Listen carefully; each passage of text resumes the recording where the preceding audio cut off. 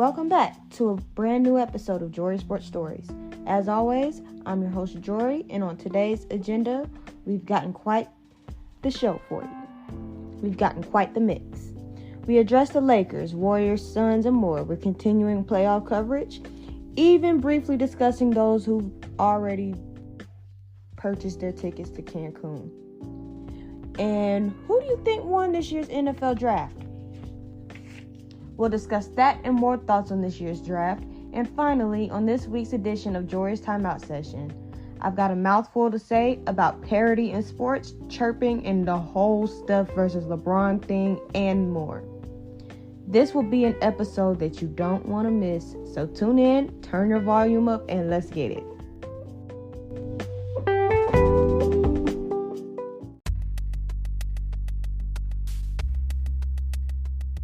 First things first, we start off in the NBA, where we have the conclusion of both the Lakers-Grizzlies series and the Warriors-Kings series to break down. And with the Suns-Nuggets series in full swing, we'll get to break that down as well. Also, in this jam-packed segment, we discuss what's next for the teams that have already checked in to their vacation spots, and we'll also discuss all the other playoff series as well. So with that being said, let's get it popping. Now, first things first, we're going to address the Lakers-Memphis series. The series concluded. LA Lakers won. And some of the questions that could be answered in the segment. What's next for Memphis in the long run? How scary can this Laker team be? And what happens when you continue to talk and, quote-unquote, poke the bear? So, here's my thing. Memphis had a chance, one, until they opened their mouths. But in the grand scheme of things, Memphis ain't there yet.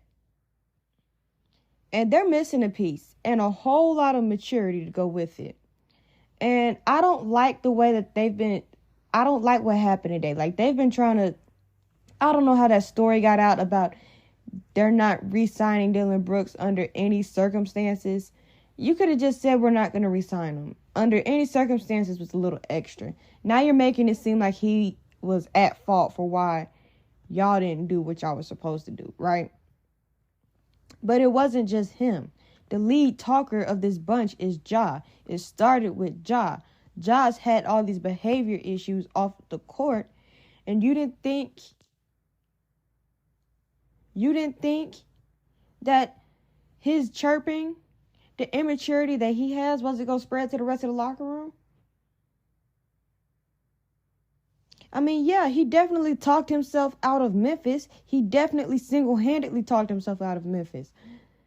But for them to sit here and release that, like it is just all of a sudden all Dillon Brooks' fault.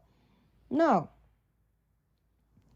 because that whole series, we saw countless just mental errors. We saw immature mistakes. We saw, the chirping and whatnot. But for the past 2 to 3 years, we've seen this Memphis team have this maturity issue.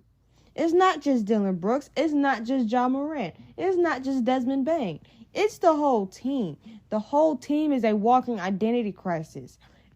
Because in all honesty, y'all can say that Ja started this immature behavior. No, he didn't. They've been immature. His immature behavior just got spotlighted because he's a superstar, right? And he doesn't need to be acting like this, correct? But Dillon Brooks does not need to be the fall guy. Yeah, he poked a bear. But all of that aside, y'all have issues, internal issues that are bigger than Dillon Brooks. He flat out said he wanted a bigger role in Memphis. Y'all didn't want to give it to him. Let somebody else give him a chance. Now, do I see him offensively being a third option? No. There's a lot of actual responsibility that comes with somebody being a third option, a scorer. But I believe if he believes in himself, I believe in him. But he believes he's shown what he can do on the defensive end because he's more of a 3-and-D player. He's more of a defensive stud. It's not even a stud. He's more of a defensive guy. He's not an offensive person. He's not okay with that. He wants to, I guess, translate his game to the offense as well. But from what I'm seeing, So with this whole Memphis thing, if anybody needs to take full accountability for this team continuing to be immature, is actually head coach Mr. Jenkins. One, because when they were doing all of this and they were winning, it was cute. It was funny. Now it's not cute. Now y'all look back because y'all got embarrassed and whatever. But he's got to rein that in. He's supposed to rein that in the second it started happening. Hey, we're not going to do this. We're going to take our wins gracefully. We're not going to act a fool. Act like you've been there. There is no problem with telling your players, act like you've been there and shut up. One person cannot be the fall guy for immaturity at the organizational level. Two people cannot be the downfall for collective immaturity. And if it's not just off the court, it leaks onto the court. That's what I'm trying to tell you. Basketball wise, when you have a team that's young and they've shown these tendencies to be very great, but they've also shown tendencies to flat out quit. And they give up when the lights shine brightest. They're not ready to do anything serious in the playoffs. What does that tell you? They're not ready for any of that spotlight at this moment. Minus maybe Ja, period. But there's plenty of times in this series, in the last playoff series that they've played, where they physically and mentally check out and quit. We've seen them quit in this series by themselves. Like game 4. I don't know. It was one of those games. Maybe it was 2 weeks ago I addressed this on the show. But game 4, right? Was it game 4? Yeah, because they ended in 6. Game 4. They did not score the last 3 to 4 minutes. 3 minutes and 5 seconds, they did not score. Now, granted, y'all can say that was great defense by the Lakers. But I actually sat and watched that game. They quit. That's not an individual problem. That's a team problem. That's a coaching issues. Like I said, there's nothing wrong. There's absolutely nothing wrong with telling your players to act like they've been there and to stop jaw-jacking before a playoff series. There's nothing wrong with telling them that. I understand that they're confident. I don't want them to lose their confidence. But in certain situations, you got to learn when to shut up, man.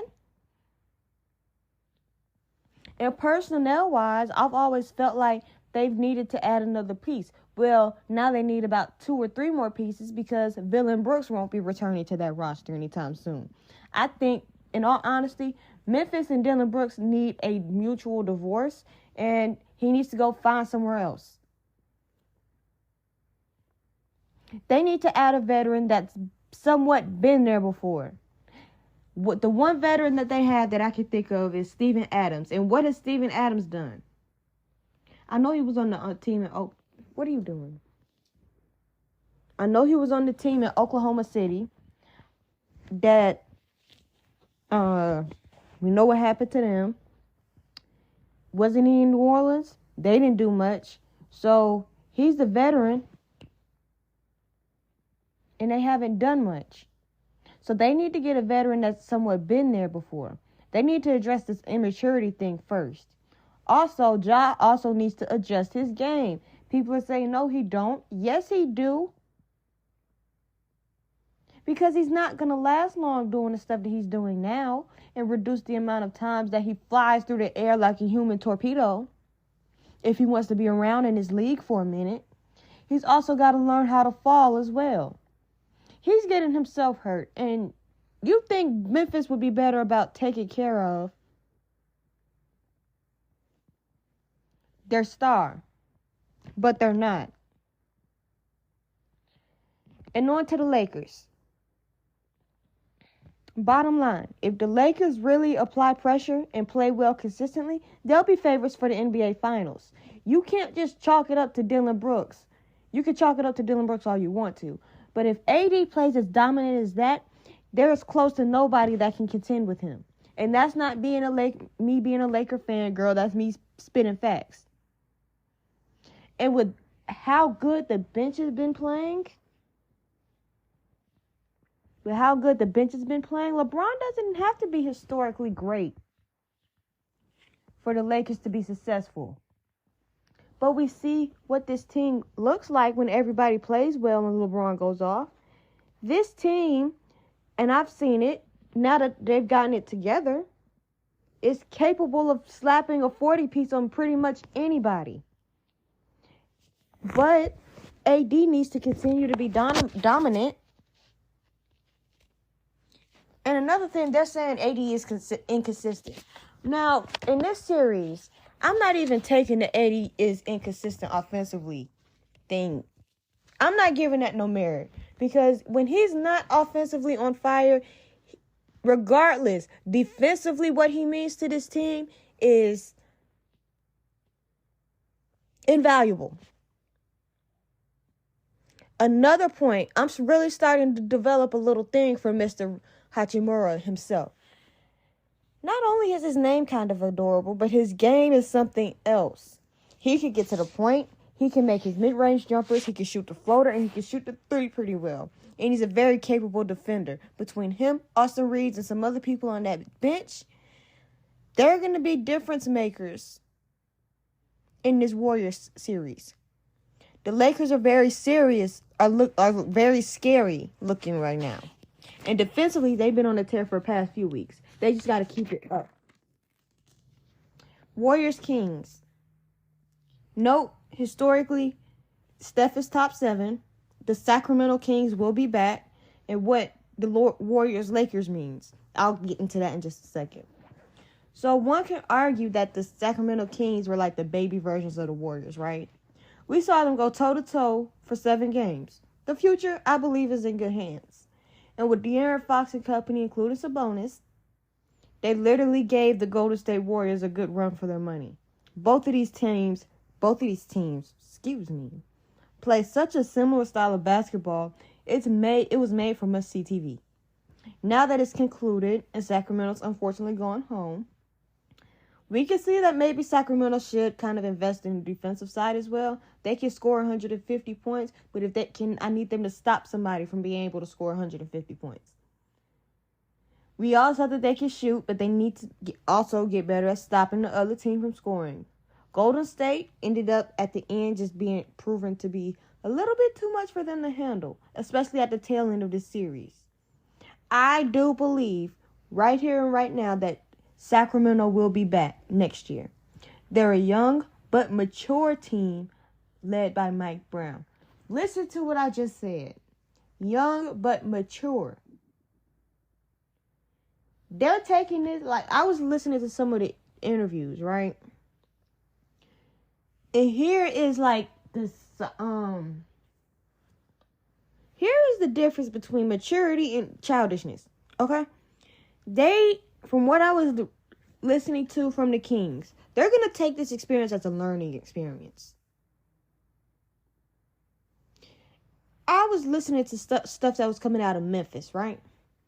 And they were like, I don't see any problems with how I talked and whatever. I'm like,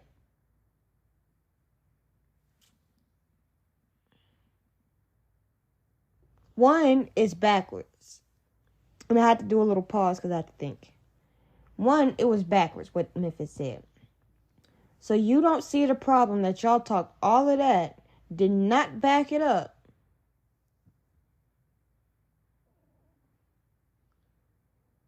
And y'all was ducking the media for three to 4 games straight. Y'all don't see the problem with that. You're childish. But at the same time, is Memphis what do we expect? And the Warriors. While Steph managed to pull one out of his rabbit hat, the Warriors are still the Warriors. But they have their own concerns. especially the big one, which is that they're inconsistent on the road. And with this series coming up with the Lakers, they're going to have to pick up the slack continuously. Again, Jordan Poole needs to play better, period.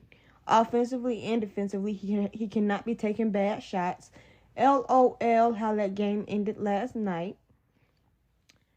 And Draymond, while his foolishness may be somewhat necessary, they're going to need him. They're going to need him. So he needs to be cognizant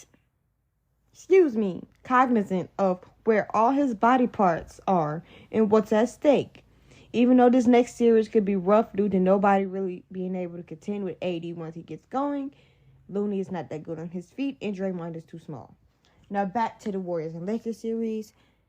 From what I've seen so far, the Warriors have absolutely nothing to contend with Anthony Davis. Looney, he's good with boards. He out-rebounded AD offensively. But he's too slow to deal with AD. And Andrew Wiggins quickly got lost in the sauce dealing with AD as well. And Draymond is too little. One time, this Lakers team is flat out dangerous. Even when AD is cold offensively, defensively, he's been on a roll. He's been consistently on fire. It's been the past 2 to 3 games that he's had like 20-something rebounds. What's going on? And y'all are stressing him. Chill out on my homie, man. So regardless about, because on the defensive end, he's been blocking shots, closing the paint. No. But regardless of how you feel about his offensive inconsistencies, what he's been able to do to this team defensively has been very valuable to the Lakers. And also been seeing a lack of awareness in Draymond already. And he'll probably end up getting another tech and another suspension. Expect a plethora of good physical basketball in this series. Expect the lights to be shot out. Expect some bad basketball as well. We are all aware about what both of these teams looked like earlier in this season. I'm just warning y'all to have realistic expectations. And expect a new brand of AD to emerge, as he already is. Next series I want to talk about is the Phoenix Suns and the Denver Nuggets. One, we got early signs of trouble for Phoenix, CP3 and his legacy, and what Denver needs to continue to do. I want to start this off by saying that first and foremost, right? The Phoenix Suns are in trouble. Big trouble. So much trouble, they can be in danger of being swept. The problem is the Suns just don't have enough roster strength to deal with everything Denver is going to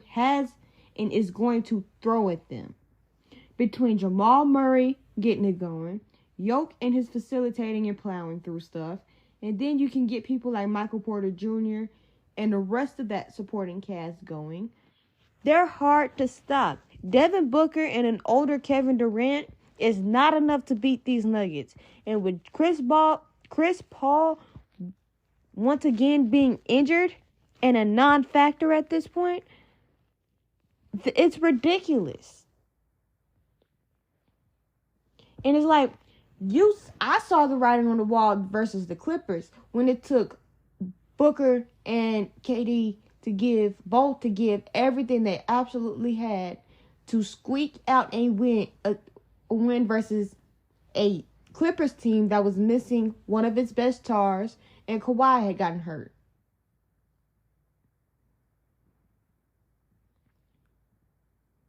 So it took them, they both, I knew for them to have I kind of figured for them to have a sliver of a chance in this series,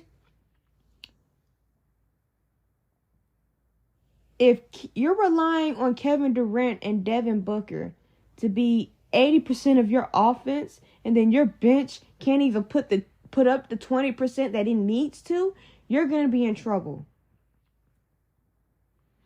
One, because you're pretty much playing 2-on-5 at this point. It's not fair.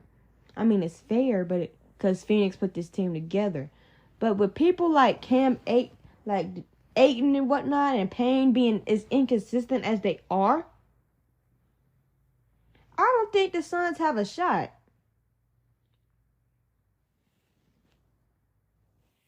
I really don't. Because their supporting stars and their bench are inconsistent, and their bench ain't good for much. Their bench ain't good for nothing but sitting there and looking pretty. I'm not trying to say that it's going to be a cakewalk for Denver, but it could be, because let's have some common sense. Phoenix can't chase around Jamal Murray, deal with Yoke and his plowing, and slow down whoever else has the hot hands at the same time.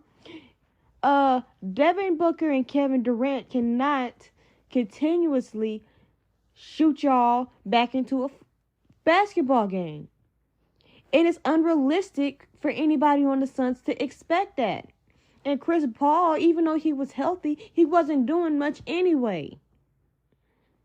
All Denver really needs to do at this point is continue to do what they do and stay consistent. Period, point blank. And now we got Knicks versus Heat. I got some concerns for the Knicks. What is Jimmy Butler's injury, though? And who needs to step up? Let's get it. So without Jimmy Butler, the Heat needs to step up, especially Bam. The return of Julius Randle kickstart the Knicks. Miami can still contend. However, they need Jimmy Butler. The Knicks, when they play well with Brunson, Randle, and get it rolling, they're pretty hard to beat. But Miami pretty much runs on Jimmy Butler juice. And I don't know how many times I'm going to have to say that Miami's defense needs to improve before they get knocked out of the playoffs. But Miami's defense needs to improve.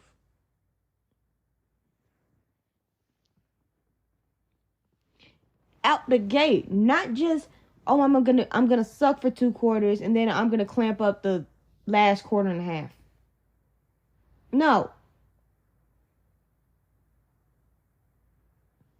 And they really do need to clamp up a little bit on that perimeter. I mean, I still think that the Heat will probably win this series, but both of these teams are so evenly matched, minus the fact that the Knicks got about 2 to 3 people that they can reliably really count upon, right? The Heat have Jimmy. Tyler Herro is hurt. I don't trust Kyle Lowry at this stage of his career to stay as healthy as he once was. In all honesty, I just don't. And Bam is going to have to be more. He's going to have to do more. And Jimmy Butler's injury is definitely a big deal to this Heat team.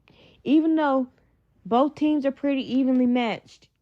And as far as injuries concerned, because they're just not getting Julius Randle back and Jimmy Butler's hurt. But Miami doesn't have the same type of intensity without Jimmy Butler. They don't have that same type of energy. Randle is a matchup problem, and so is Butler. Miami also doesn't have much of a consistent identity without Butler, which is exactly why they need him. And the rest of the shooters being hot and cold. Period, point blank. So it's headline time. Headline. What should teams like the Grizzlies, Clippers, Timberwolves, etc. do to reduce the chances of being embarrassed again? Memphis, I think I just had a whole 8 to 10 minute spill on this. Memphis needs to grow up.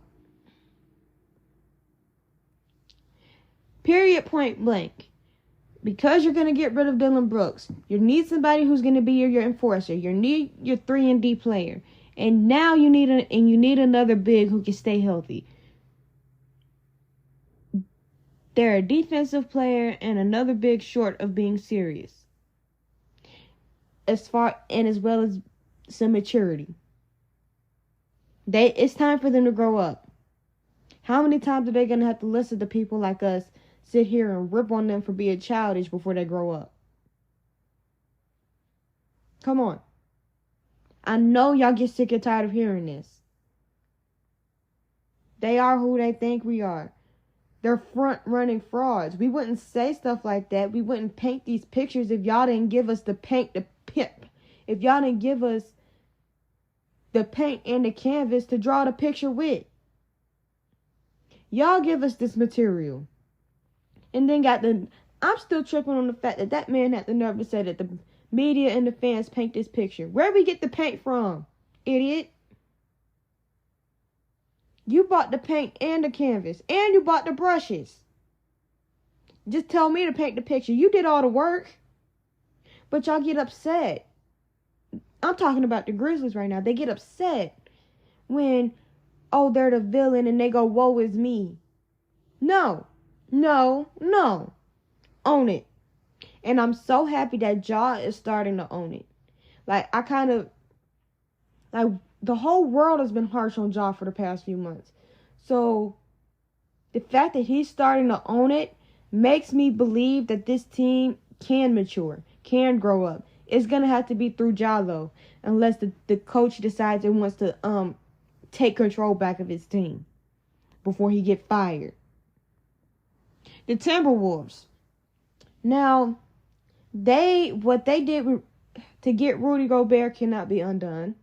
Y'all can say that was the most egregious trade of the century, and I would probably agree with you. But they can't just hop off of Rudy Gobert. He costs too much. No matter what you think, he costs 4 to 5 per first round draft picks. That is a franchise-altering mistake. But they do need to retool that roster. And they need to make sure whoever the coach is of the Timberwolves, I don't know, whoever the coach is, needs to make sure that Cat plays like a big and not running around. When I say Cat, I mean Karl Anthony Towns is playing like a big and not a guard. He is not a guard. That big old boy running around there trying to shoot like he Curry. He's not.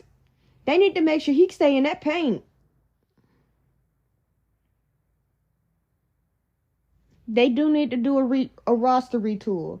And if it don't work, they might need to come off of Kyle Anderson, because him and Rudy Gobert ain't going to get along for a minute. But they might need to retool that roster. The Clippers.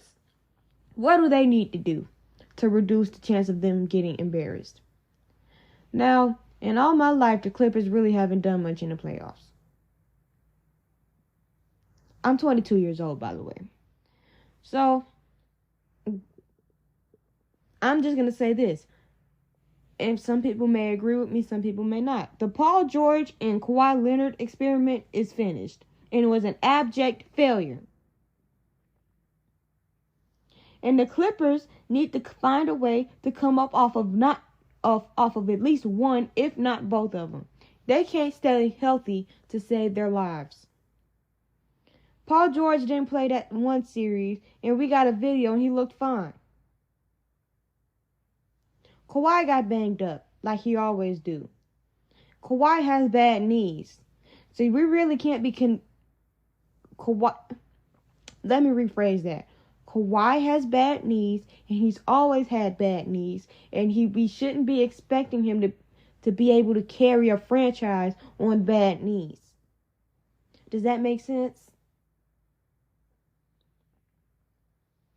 So, if I'm the Clippers, because Ty Lue is a very good head coach. I had my doubts a few years ago, but Ty Lue is a good coach. He gets his players to play for him. He knows how to get the best out of what he has, right? He's what we like to I consider a good coach, right? I don't think he deserves that to keep putting up with the unavailability and the load managing of Kawhi Leonard and Paul George. And we've seen what the Clippers can look like when they have both. And we also seen them look absolutely horrible when they have both. So it's not like having them both together is going to guarantee you a championship. They could both be together and stink it up, like we've seen multiple times. And they barely play together. So this is why I'm just like, why are they still together at this point? They barely play together because somebody's always hurt.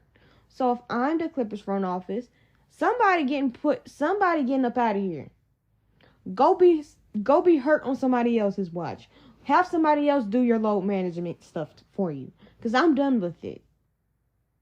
Because we're nowhere closer to a finals. Y'all been together. And the time that these two have been together, the Lakers have went and got another championship. And what did y'all do? Blow a 3-1 lead versus Denver. Y'all need help. The Clippers need some milk. They need to come off of one of, or if not both. I believe in the best interest of the franchise, it would be better for them to come off of both. In Milwaukee,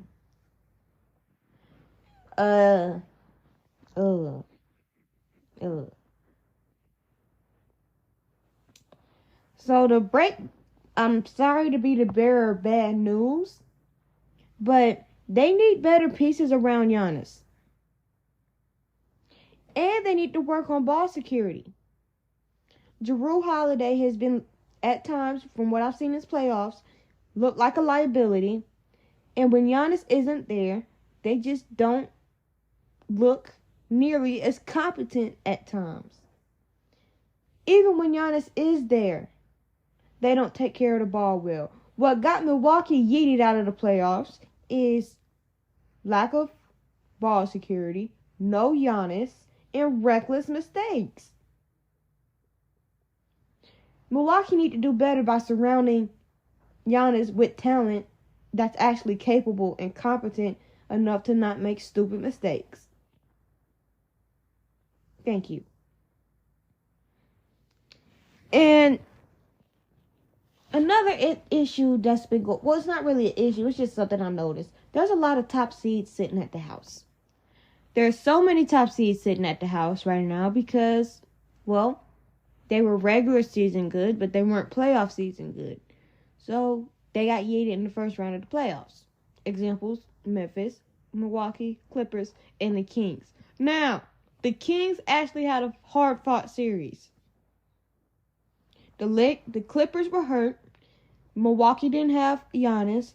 And Memphis, we saw the destruction, the demolition job that Anthony Davis put on Memphis.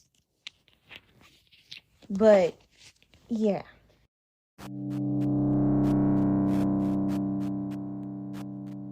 Next up on today's agenda, the NFL draft, or the NFL picnic. We discussed this year's draft, who pulled rabbits out of hats, who drafted really well, what I noticed about this year's draft, and more. And plus, now that the draft is over, we'll look at some notable free agents and discuss whether or not they'll be on somebody's roster once again. Let's get it.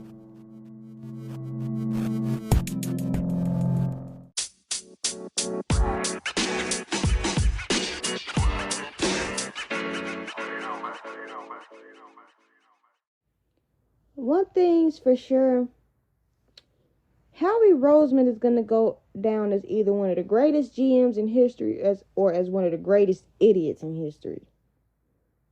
This is his second straight year of pulling off master-level wizardry at the draft. We all know what he did last year. We know what he did this year. And he pretty much went and got the entire Bulldogs defense on deck. And they got solid signings on the undrafted free agents that they signed. Give me just a second. I can show you where they drafted. Because listen to this. Because the first round, they went and got Jalen Carter, right? And then at the end of the first round, they had another pick. They went and got Nolan Smith. Listen. And then with their... Did they have a second? No, they didn't have it too.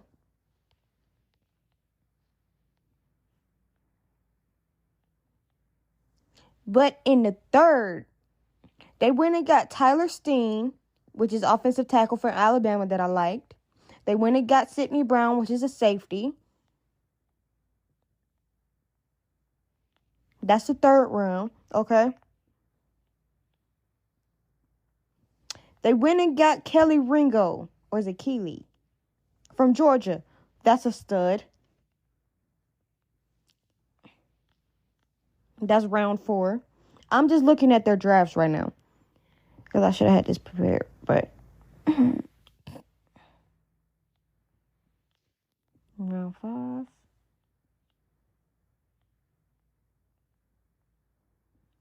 From what they had to deal with, Howie Roseman went and spent the bag. That man knows what he's doing. So, and then they went out and undrafted, blah. Let me think. Undrafted free agencies. They signed Eli Ricks out of Alabama.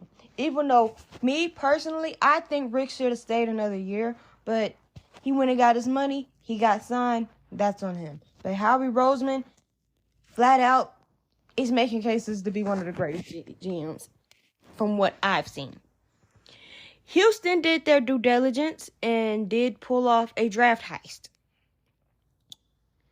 They actually traded with Arizona and managed to pull C.J. Stroud and Will Anderson Jr. in back-to-back picks.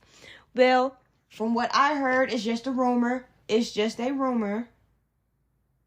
I don't like spreading lies. This is not a fact. That the Titans were trying to trade up for Arizona, and then Houston decided they wanted to get involved and messed up my pick.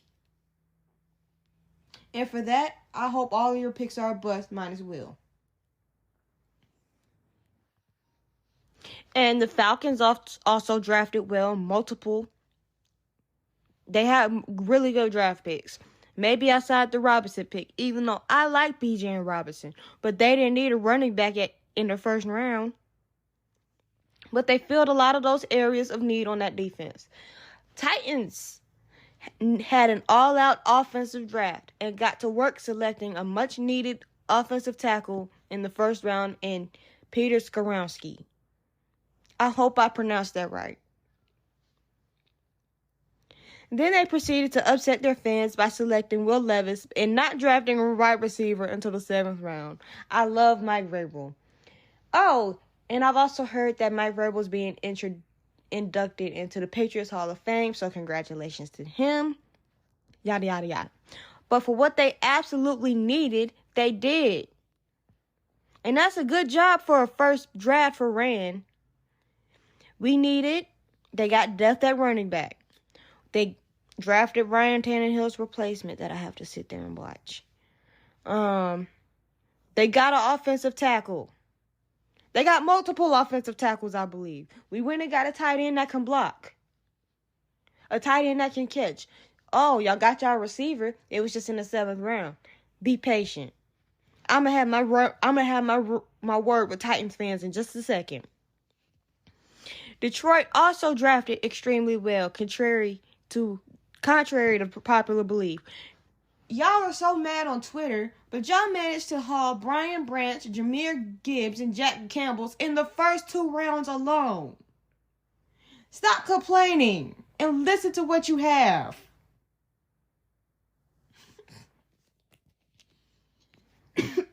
Period. And those are just some of my thoughts on. I did like this. I really like this year's draft. I couldn't really catch it because both days were on days that I was unfortunately at work, and those days happened to be the 2 busiest days at work. And I wasn't catching it on Saturday because I'd be asleep.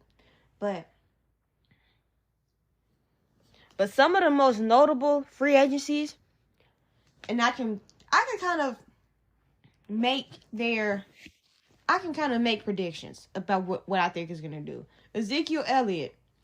In all honesty, Zeke might be done.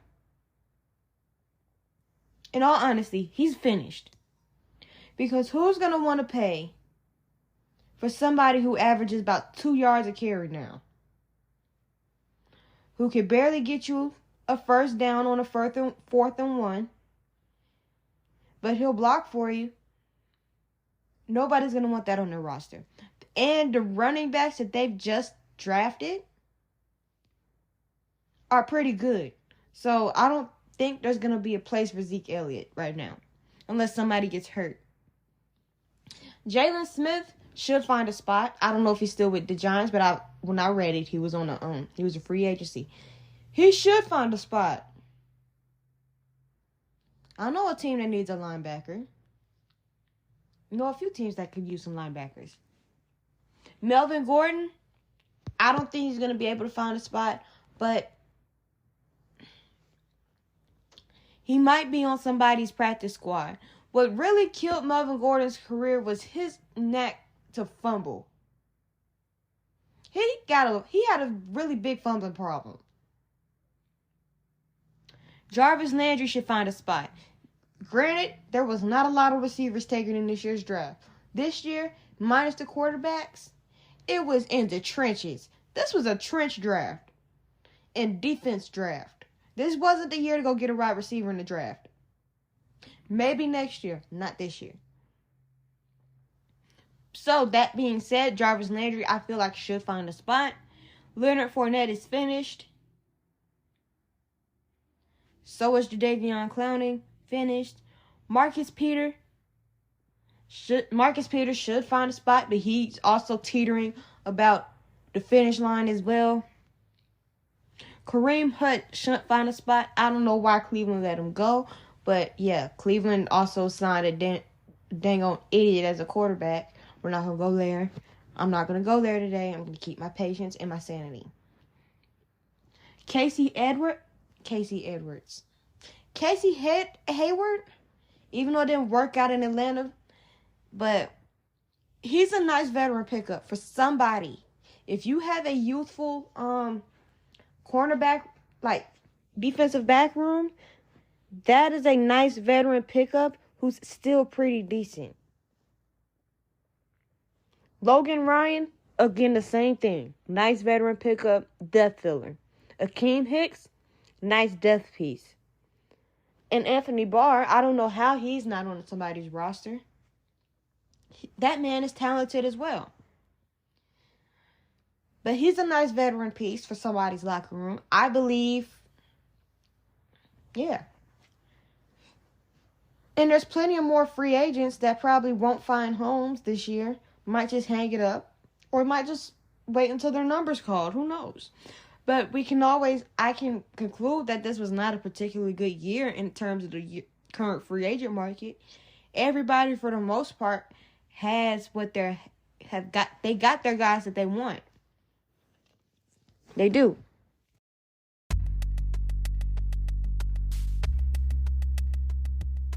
And now for this week's edition of Jori's Timeout Session.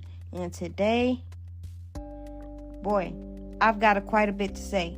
And with topics such as parity in sports, Titans fans, and more, this is a segment that is fire-packed with action.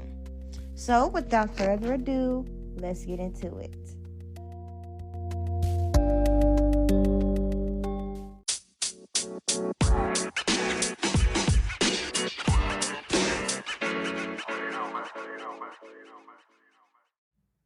All right. And the first thing, okay. Welcome to Jori's Timeout Session. And I have some things to say. And if you're a Titans fan, welcome to your tape. Because I'm getting sick and tired of y'all right now. Oh my God. Y'all have been showing y'all's rear ends since the draft. Correct.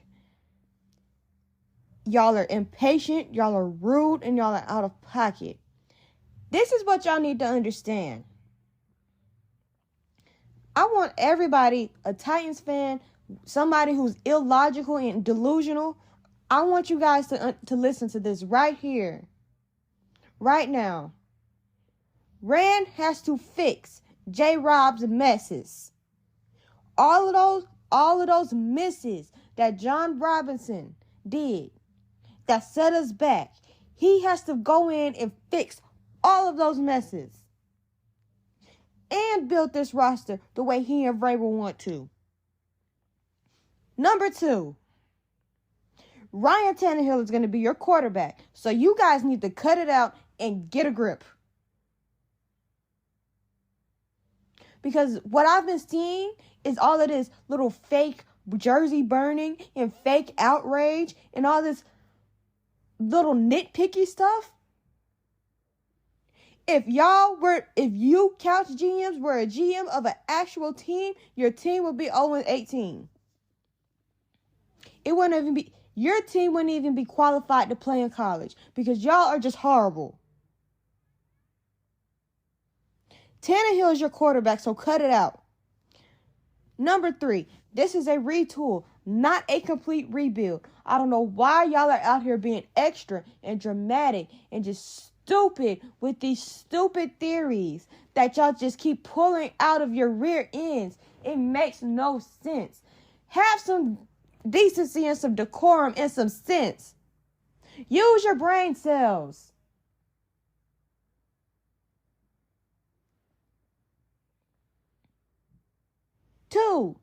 Number 4, the most obvious holes have been filled.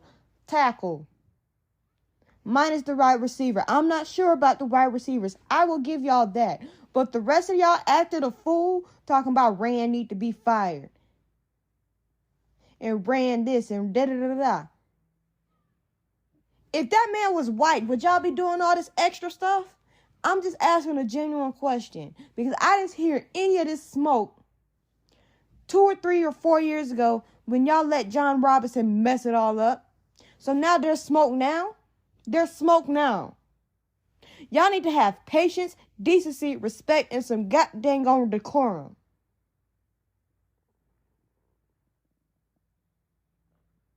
Calling for this man's job and this man has not had a full season to work with. And y'all are calling for his job because y'all want a wide receiver.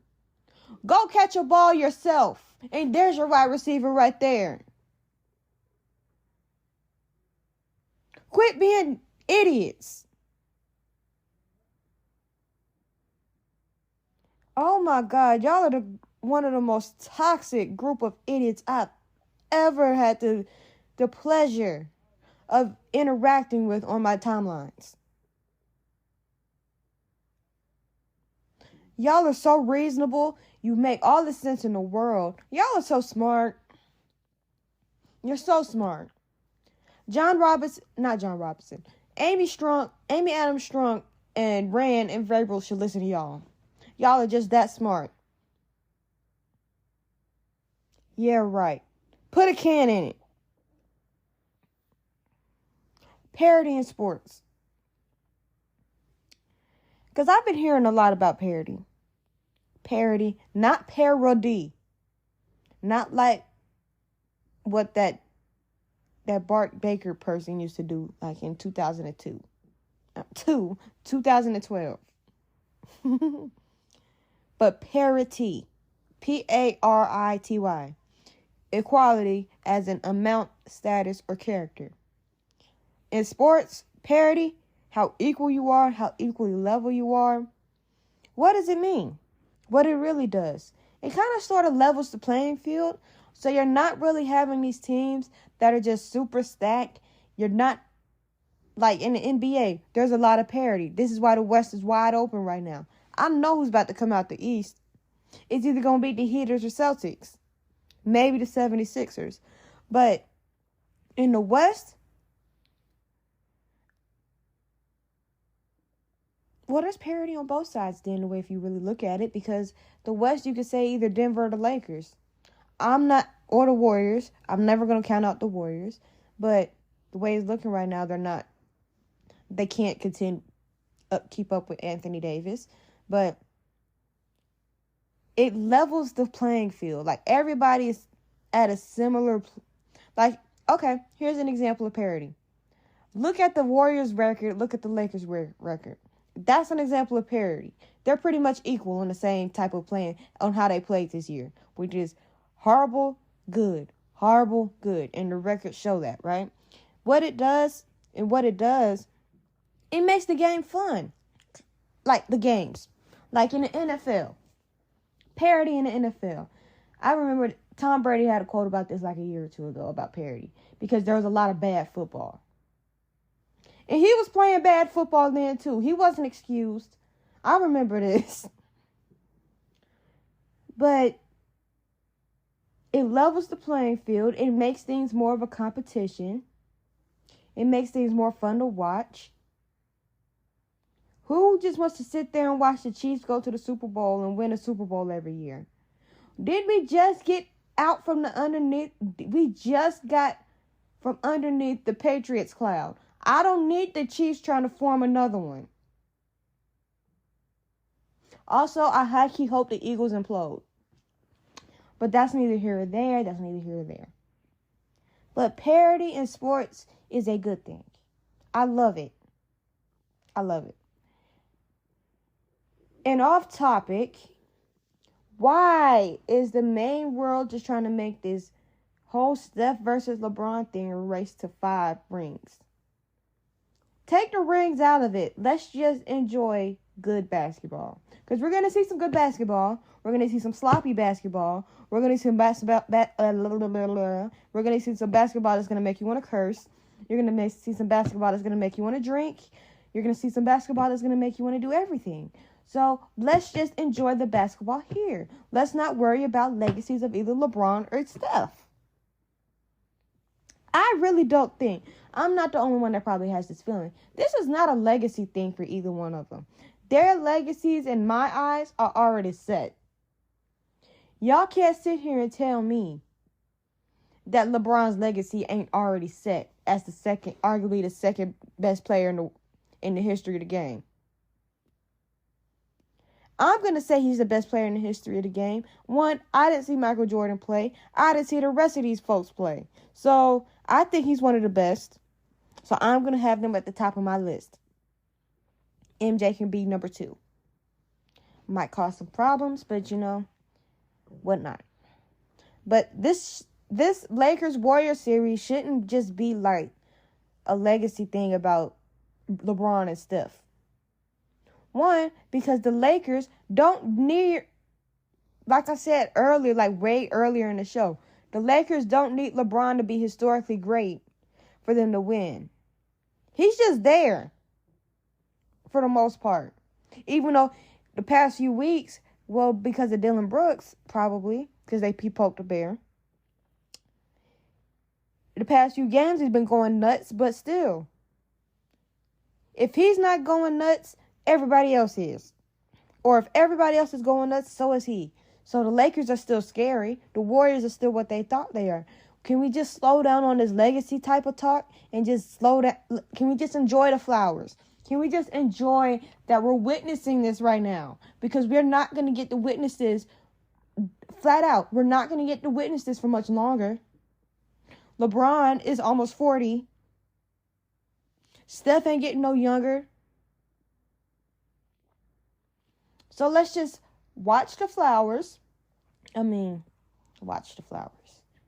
Sit back, relax, watch the basketball, and be a fan. I feel like this is one of those series that we could just take the legacy and ring thing off, because whoever wins this series, they're going to the NBA Finals.